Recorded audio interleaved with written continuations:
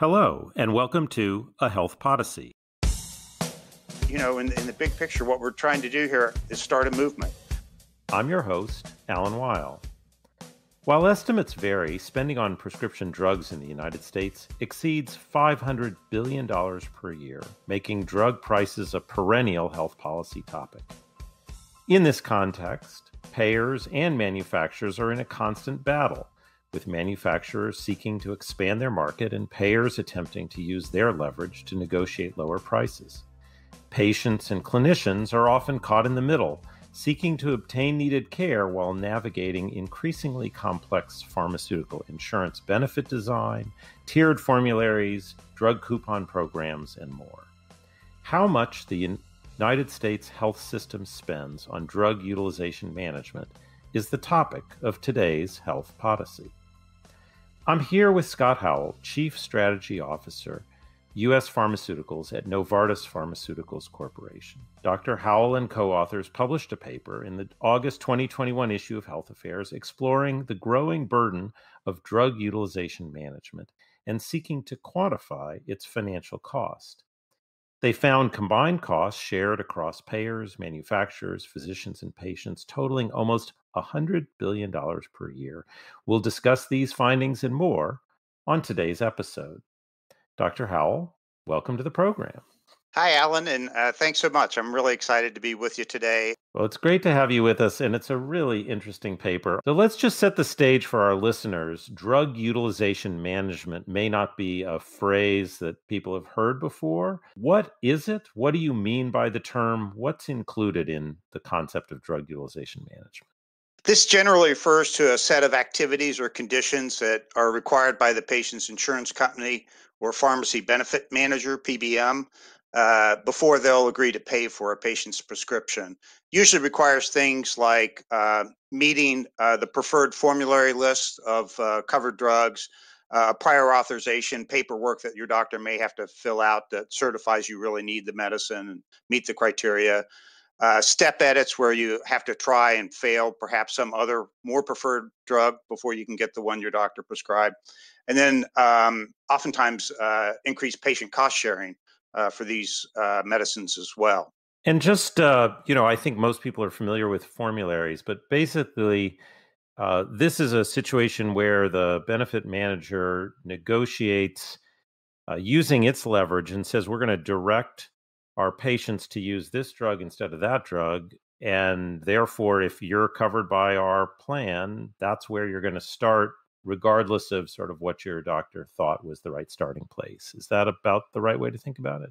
Well, yeah, that's the beginning of it, I would say. These tactics and requirements started years ago and in relatively limited fashion. If you go back in time, most of the branded drug use was in large categories, things like high blood pressure and diabetes and cholesterol. So the per patient price for the medicines could be quite low. Over time, those medicines have gone generic, and the research and development of the manufacturers has turned to smaller and smaller populations that still have very substantial unmet needs. Things like psoriatic arthritis and Crohn's disease and different types of cancers and so on. But since there's so many fewer patients, the price per patient has to be much higher. And so with that, the use of all these utilization management tactics has really grown over time, and now it's getting in the way of it's adding to the cost, it's adding to the hassle factor, and we think it's actually getting in the way of getting what we want, which is better prices and better access for patients. So in your paper, you're looking at costs on different actors imposed by policies of different actors. Why don't you just tell us who's involved and what kind of burden are they either creating or experiencing or both? It generally starts with the patient's insurance company or PBM. They set the requirements and the policies for the utilization management. The doctor then has to follow them. They have to follow the formulary. They have to fill out the prior authorization form, maybe provide some clinical documentation. The pharmacy, before they fill the prescription, they have to ensure all that's done and it's been reviewed and approved by the insurance company. And then they determine what the cost share for the patient's going to be. The patient, of course, has to follow all these rules. They have to pay their cost share as well. And then lastly, the manufacturer obviously has an interest. Once a patient's been prescribed one of their medicines, because this stuff can be so hard to navigate, the manufacturer wants to help as well. And so most of them then have set up programs where the patient can call and get some help from people in a contact center to help them navigate their insurance, understand their copay, maybe get some copay assistance, or if they get denied coverage, maybe even get free goods. I could give you a hypothetical example from one of our medicines.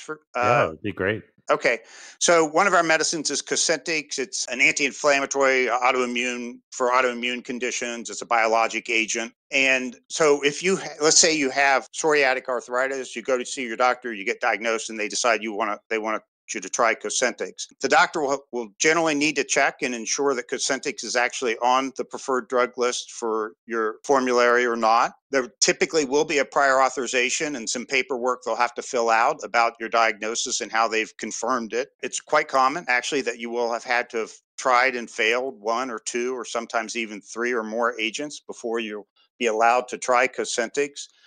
And then once all that stuff's done, and that can take days or weeks or longer, actually, to get all the paperwork and the telephone tag completed. You'll ask the pharmacy to ship you the Cosentyx, and then you'll learn kind of what your copay is, and you may or may not. It can be quite high. So oftentimes patients today have co-insurance, and so on a percentage basis, this actually can be a pretty high dollar figure, and you may need help with that. And so you can apply to the company then for some copay assistance, or even if the payer completely denied the coverage, oftentimes then you can apply for a free good qualification and just get the medicine for free.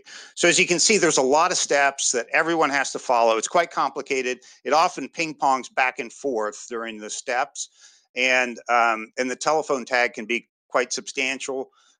Very little of this is automated today, actually. It's still being done over the phone and through fax machines and manually, mostly. And so it can be quite arduous. And unfortunately, it takes a long time and lots of patients fall out along the way. So that example was really helpful. Let me just focus in on a couple of spots there. You mentioned that it might not be on the formulary. Why not? What would be the rationale for excluding a drug entirely from the formulary? All of these steps really are done primarily for two reasons. One is, as you mentioned earlier, for the insurance company or PBM to try to get a price concession from the manufacturer. That would be the typical reason that a medicine might be excluded from the formulary. They may have a preferred relationship with a rebate. Yeah, so I do want to focus here for a minute because this feels like a really important part of the story, right? So the PBM is trying to drive volume to a competitor drug, and they're putting up barriers to using one so that more people go to the other. Is that how it works? Yeah, this is the way that they get the main way, probably, that they get price concessions from the manufacturers by running a limited formula. Let's say there are 5 or 6 agents available in a certain therapeutic class for a certain condition. The PBM may say, hey, we're going to limit our use as best we can to only 2 of those agents. And then they'll actually submit an RFP to the manufacturers and say, we want to get your very best price, your highest rebate for a preferred position on our formulary. And so tell us what that is. And then it gets even more complicated after that. It may be that, fine, we'll add you on the formulary, but it's going to be after a step edit, or it's going to be after 2 step edits or whatever. And how much rebate, can we get for each of that? So the use of the formularies and the prior authorizations and the step edits have an important part in that. They also have an important part, actually, though, once the drug's on formulary, in limiting the use to patients that only meet the criteria, really need the medication, and that sort of thing as well.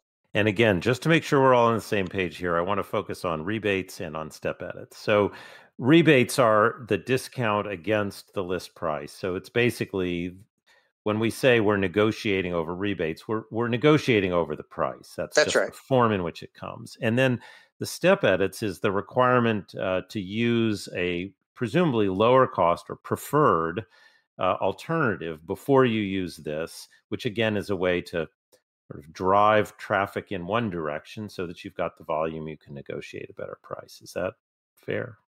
Well, it's partly right. Okay. Sometimes it is a lower net cost medicine, I'll say, but not always.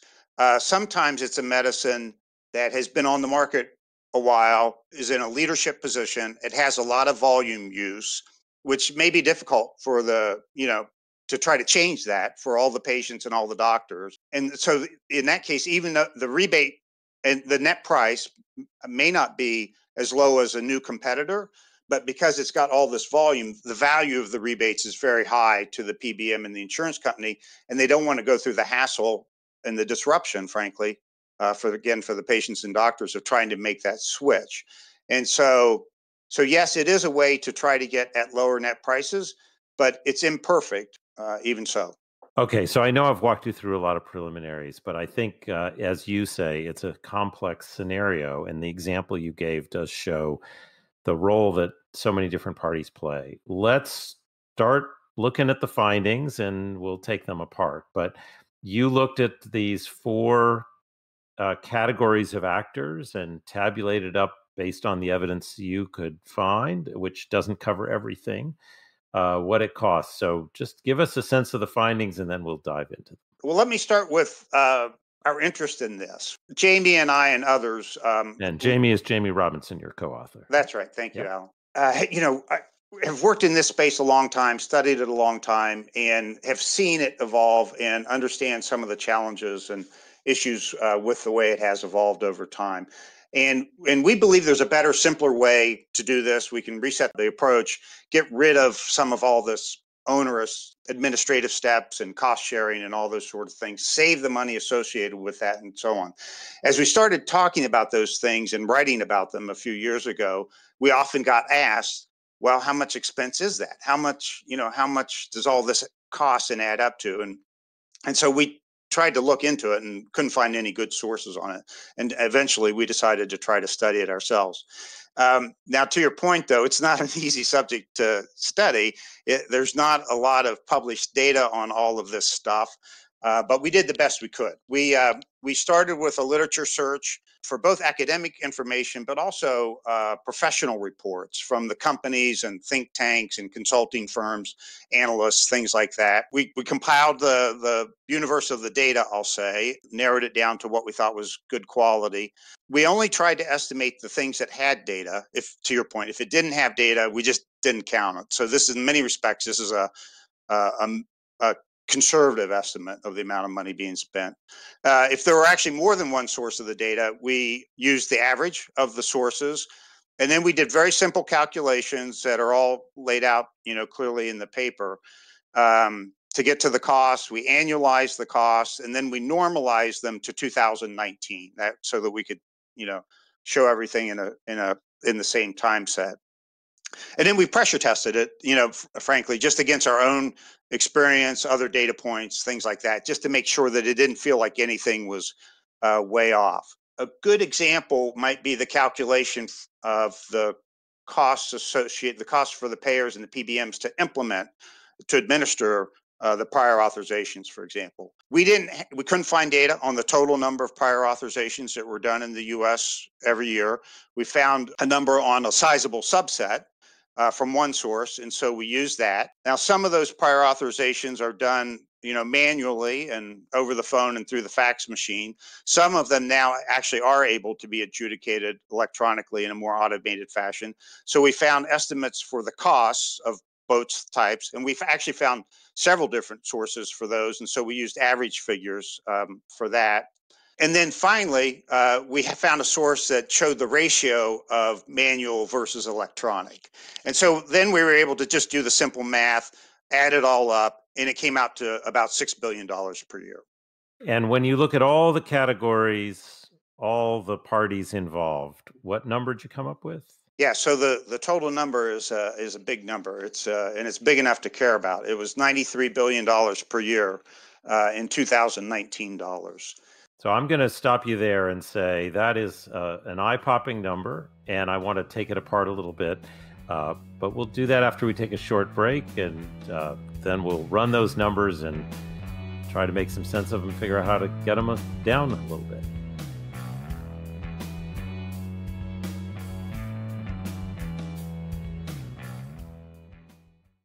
Healthcare decision making affects patients and families, yet their perspectives are not always factored into health policy discussions.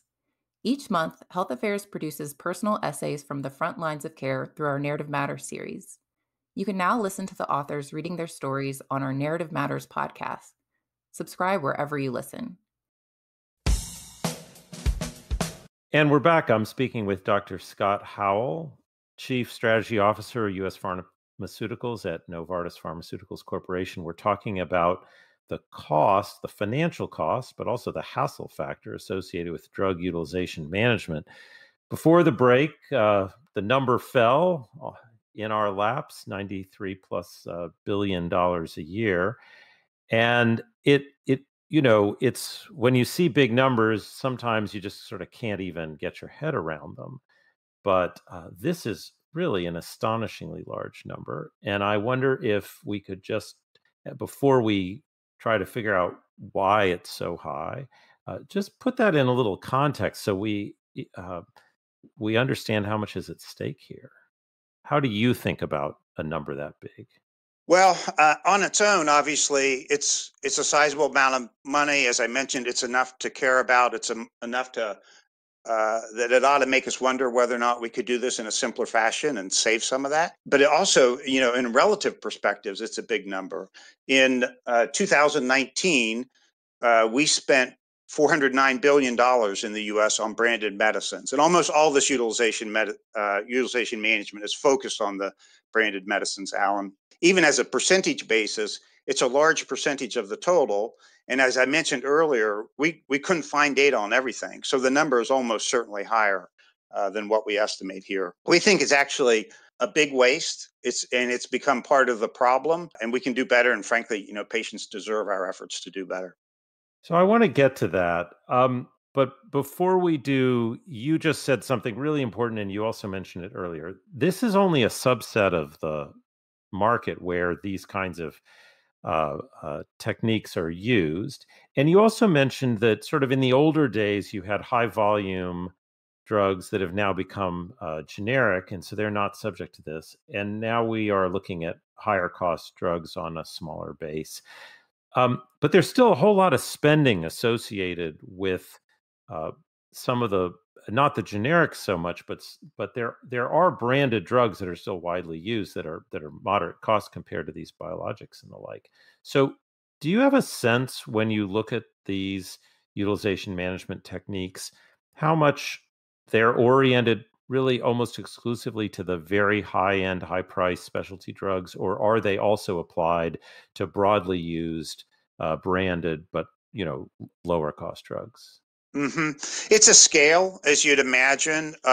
Almost all the utilization management is done for cost containment purposes, and it's almost all done on the branded medicines, not the generics. It's very uncommon for a generic prescription to be subject to utilization management. And the majority of specialty medicines today actually have extensive utilization management. Now, within that category, as you say, it goes. There's a wide range. There are medicines for very rare genetic conditions that are quite expensive. Of course, they have utilization management. There are things in the middle that where there may be a few 100,000 patients. Those are generally, subject to utilization management as well. So that'd be multiple sclerosis, rheumatoid arthritis, things like that. But frankly, even some of the medicines that can be used in more common conditions still can be subject to prior authorization and formularies and all of these steps as well. So it's actually quite common. I think mostly from the manufacturer perspective, we expect it. Basically for every new medicine we launch, we plan for it. We plan for all these support programs. We plan for the rebate. We plan for the expense associated with this, the copay assistance, the free good shipments, and all those kinds of things. So I have to ask, when I think about utilization management, not just in the drug arena, I think about imaging, where we had a lot of evidence that there was overuse. Some of that due to financial incentives associated with ownership, some of it just due to physician habit and practice. And so utilization management was really a way that potentially was quite protective of patients to make sure that they weren't getting treatments they didn't need. Do we have any sense of clinical benefit associated with any of these practices, or is it really just paperwork? Well, again, the majority of this is for cost containment, not for clinical reasons. There are times where clinical drug utilization management obviously makes sense. It may be a medicine that has a safety black box warning, for example, or an important drug-drug interaction that the physician may be unaware of when they're prescribing for the patient. And so, if the insurance company or PBM picks that up and reminds the physician, that's a good thing for the patients, I would say. But that said, again, that's the vast minority of the use of the utilization management today. Well, let's talk about how to make this better because in the paper, you do talk about the system as counterproductive. And at the very outset, you described this as sort of a quandary. How do we get out of this, uh, you know, unproductive battle where both sides have tools that are useful maybe in the individual instance, but collectively have led us to this place that doesn't make much sense. Now, we hear a lot, not just around this, but in general, we hear a lot about value-based pricing and payment models, and you refer to that in your paper as well. Not sure all of our listeners are even familiar with what that concept is in the context of drug pricing. So, why don't you give us a little introduction to what you mean by value-based payments and how you see that as potentially a way out of this. So, as it relates to drugs, and I'll reference value-based prices here. I'll say more specifically, but the notion is a system whereby the price of the medicine is linked to the value that it provides to patients, to the system, to society, perhaps generally. There are methodologies that health economics and clinical effectiveness researchers have developed over the years to try to define and categorize and then model what these value ranges can be for specific medicines. It's usually based on information taken from the clinical trials or otherwise the real world, perhaps, about the outcomes associated with the use of the medicines. And they use that information to do the models, then to publish a range of what they think might be a value-based price, a fair price, however you want to think about it, for that medicine in that population of patients. So that would get at price, but it seems to me that these techniques they're still going to come into play even if we price things a little differently. Presumably those are changes at the margin. So play out sort of the next step of this beyond value-based pricing. Yeah. So the way that we would envision perhaps this might work, it might be helpful. Well, the first thing is it is vitally important to attack both sides of the equation, the value-based pricing, but also what we call value-based access, improved access for the patients when you get the lower value-based price. And the reason for that is we know from experience that if you only attack one side of the equation, the rest doesn't follow, as you said. If the manufacturer, we have experience in this, other companies do too, that if you just unilaterally go to a lower price, that doesn't mean that you're automatically going to get added to all the formularies, the prior authorizations and step edits are going to go away, or even that the patient cost shares are going to come down. And so manufacturers have been very reluctant to take those steps, unilaterally. Likewise, on the other side, the PBM or insurance company worries that if they unilaterally step back from the formulary or the prior authorization requirements and so on, that the manufacturers will just take advantage of that they'll go to higher prices and try to drive more volume and utilization and those things. And so this is a part of why we've been stuck, for so long. And what we need to do, and so this whole cycle, this results in a vicious cycle then of the manufacturer anticipates all this stuff. They start at a higher price. They give the rebate, get the intent utilization management. They counter with all these programs to support the patients. The PBM then doubles down with more aggressive utilization management. And it's just tactic, counter tactic, measure, countermeasure. And this is why it's this vicious cycle. It's why we call it the war of all against all.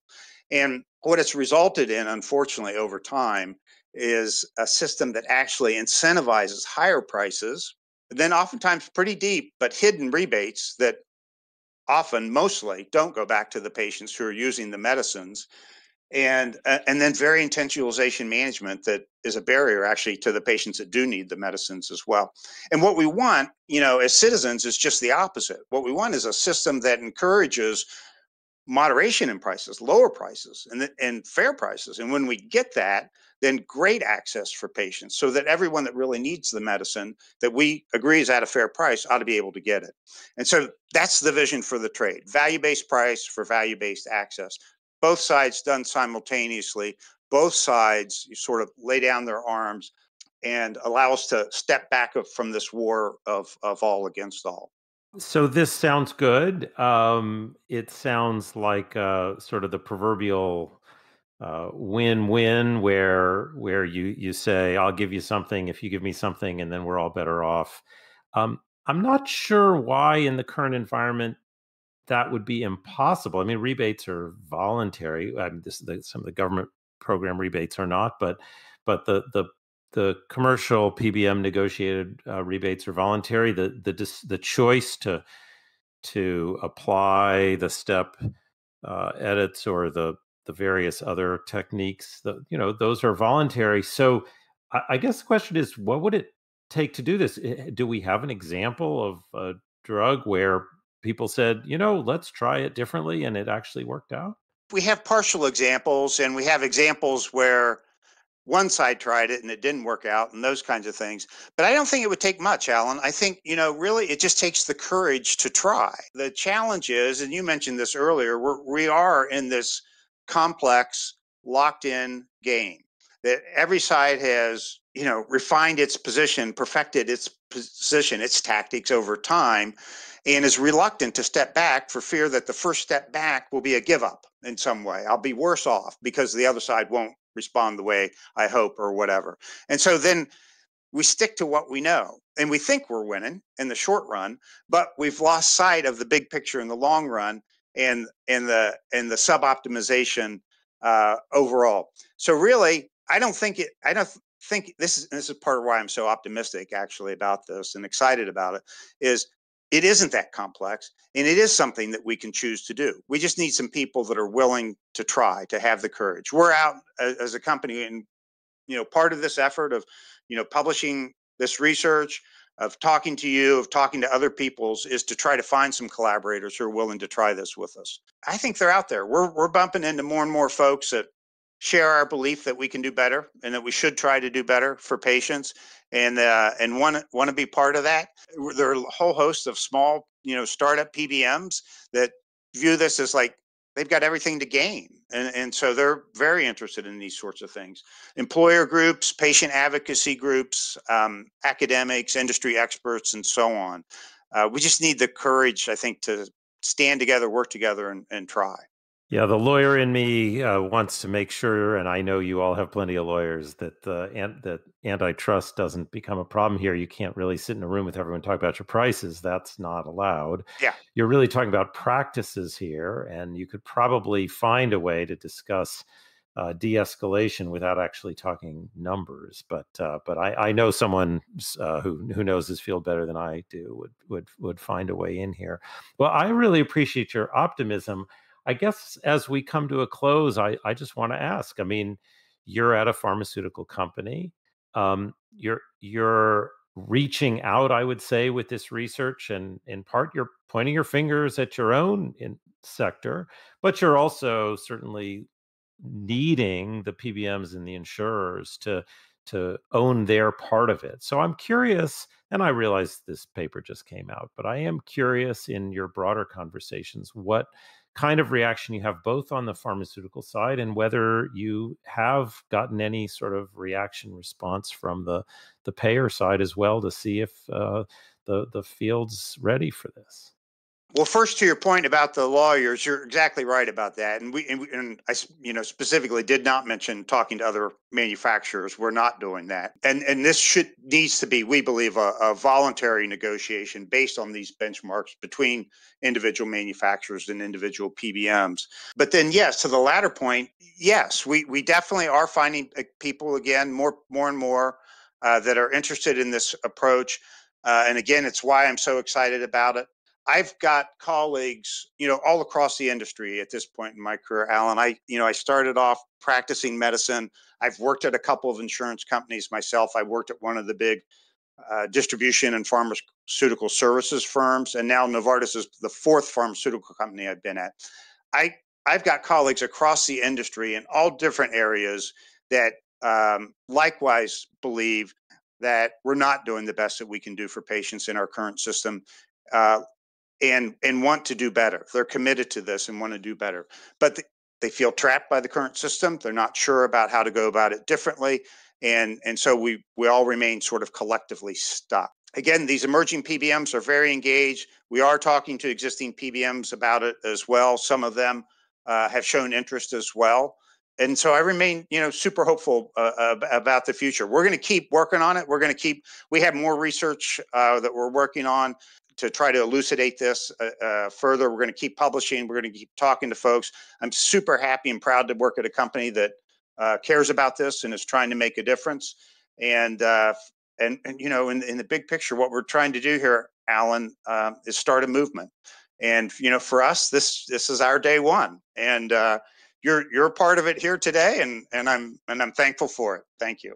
Well, when I think about what we try to do at Health Affairs to improve health policy, a lot of the early work is just defining the problem. You mentioned people asked you, well, how expensive is this? We know we don't kind of like it, and so for us to be able to be the outlet where you can publish, solid peer-reviewed estimates of the costs that can be used as the basis for negotiation discussion, for you to tease out some policy options designed to cut out what you called counterproductive element of our system. That's where we want to be. So, Dr. Howell, I really appreciate the analysis and work and the paper, and appreciate you being my guest today on A Health Podyssey.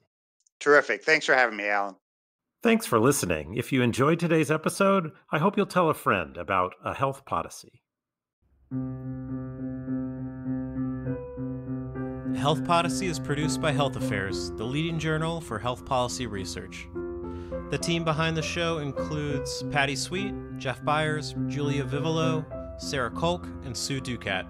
Like the show? Subscribe to A Health Podyssey on Apple Podcast, Spotify, Stitcher, Google, or wherever you listen to your favorite podcasts. Thanks for listening, and have a great morning, day, or evening.